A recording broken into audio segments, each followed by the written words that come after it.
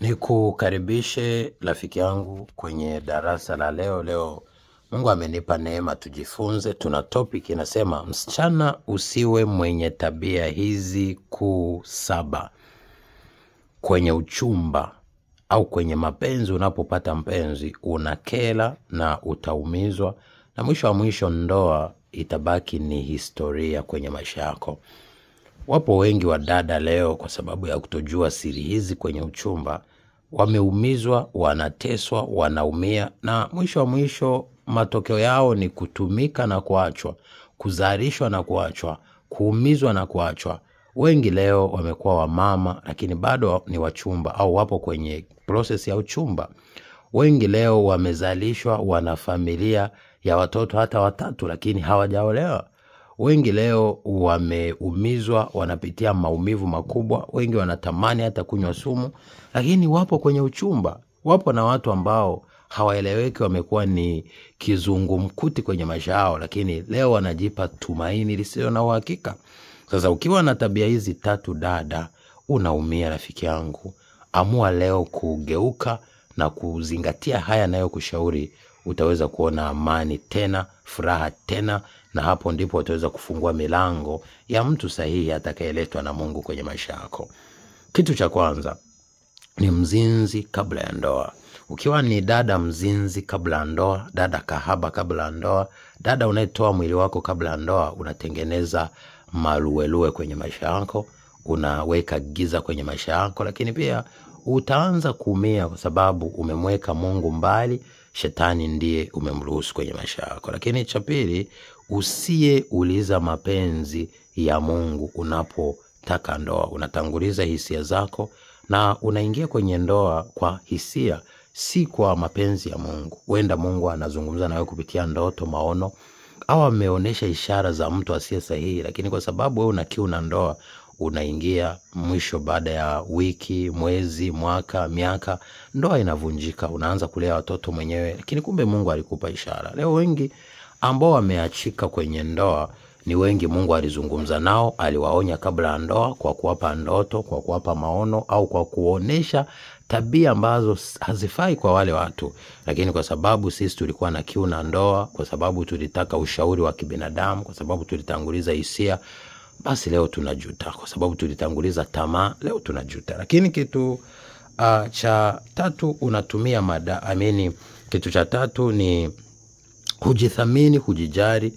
Unatafuta sifa na furaha kwa mpenzi au kwa mapenzi. Ukiwa ni mtu wa hivyo, utakuja kuumia, kwa sababu mtu asiyejithamini, asiyejijali, mwisho wa mwisho hatothaminika. Mwanzo kwa sababu anakupenda, labda anataka zinaa kwako, anaweza kukuonesha anakupenda, lakini si kila anayekuchekea anakupenda, si kila anayekwambia neno nakupenda anakupenda, si kila anayesema sitokuacha hatokuacha. Si kwa sababu wengi leo ambao wamekuacha walikwambia kwamba yani bila wewe siwezi nikaishi, lakini leo wameondoka.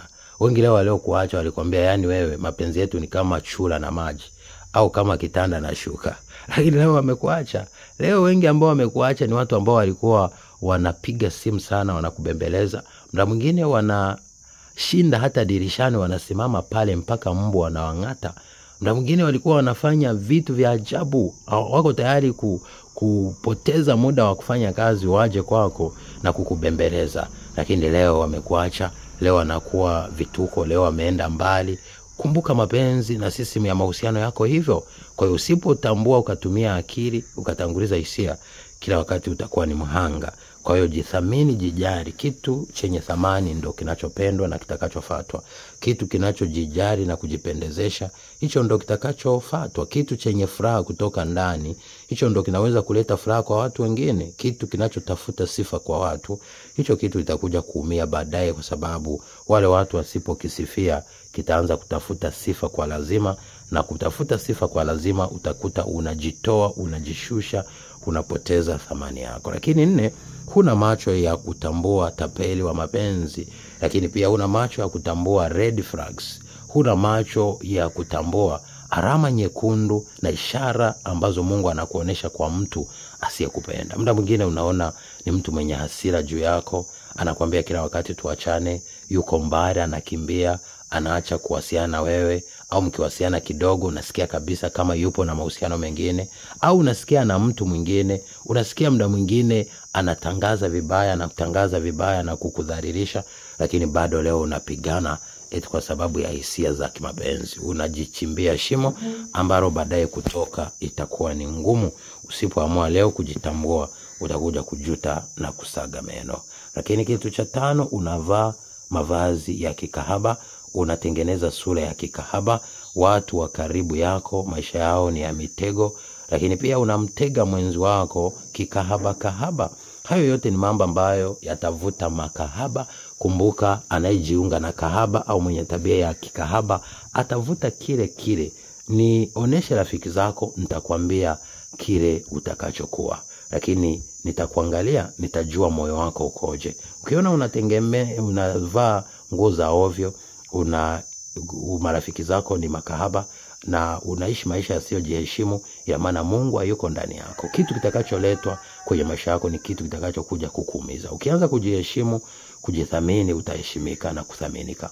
Kumbuka, unaweza kuwa unafanya hivyo, unahisi unawatega wanaume ili wakupende, lakini mwanaume yeyote hata kama ni mzinzi, linapokuja swala la kutaka kuoa, yeye atatafuta mwanamke aliyetulia, kwa sababu hakuna mwanaume yeyote anayekuwa anatamani kushare mwanamke na mtu mwingine. Kwa hiyo ukiwa kahaba, watakuja makahaba na wazinzi ambao wenda watakununulia pombe, ambao wenda watakupeleka wakuzini, alafu linapokuja swala la ndoa, hapo ndipo kinakuwa kizungumkuti. Wewe utaanza kuwalilia watu, utabebeshwa mimba na kutelekezwa, utaanza kujuta. Lakini kumbe wewe mwenyewe ukutengeneza mazingira. Kumbuka, hatuwezi tukapata kitu ambacho hatujakitengenezea mazingira. Kama unataka ndoa, jiweke kama mwanandoa au unayetaka ndoa. Lakini kama unataka watu wa kuzini nao, basi zidi kuvaa mavazi ya kikahaba, zidi kutengeneza sura ya kikahaba, zidi kuwa na marafiki makahaba, na zidi kuishi maisha ya kutegemea wanaume wa kuhonge, wa kuhudumie, na wakati wewe una mikono na unaweza kujihudumia. Wengi kwa sababu ya utegemezi wa dada, leo wamehongwa, wameziniwa, wamebebeshwa mimba, wametelekezwa, leo wanajuta na kulia. Usipojithamini ukamthamini Mungu kwenye maisha yako, maisha yako yatakuwa ni kilio na kusaga meno. Lakini kitu cha 6, umekubali kuzaa nje ya ndoa. Kumbuka, watoto wasio na baba ambaye anajulikana, anafahamika kisheria ni bora mtu akuzalishe, mpo kwenye ndoa kukimbie. Unaweza kusema hiyo sio kosa langu kwa sababu ni mtu ameamua, kama sijamkosea. Lakini unapozalia nje ya ndoa, kwanza ni nje ya mapenzi ya Mungu, hiyo ni laana. Lakini pia ni kosa ni lako, sio kosa lolote, uweze kumlaumu yeyote. Lakini kwenye ndoa angalau unaweza kusema hichi kimetokea, si kosa langu. Kwa hiyo usikubali kumzalia mwanaume. Narudia tena, dada, mwanaume yeyote anayetaka kuzalisha, usikubali kumzalia kabla ya ndoa. Usikubali kuzini, kwa sababu kuzini unaweza kupata ndoa, unaweza kupata mimba, muda wote uweze ukajua. Lakini pia usikubali kutoa mimba. Ukishabeba mimba, kubali uizae, kwa sababu umepanda njegere, utavuna hizo.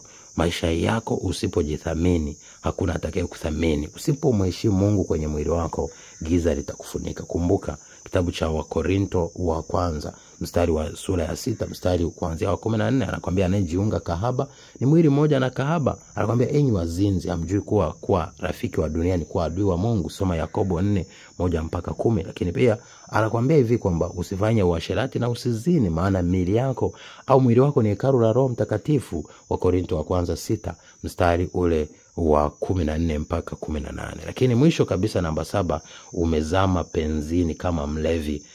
Umezama penzini kama mlevi, hujielewi. Mtu anakufanyia vituko, lakini unasema bado nampenda. Mtu amekuacha, anakuambia usijuane na mimi, bado nampenda. Anakupiga, unasema nakupenda. Ni mchumba ambaye muda wote Mungu anaweza kukupa mtu sahihi, lakini vituko unavyofanyiwa.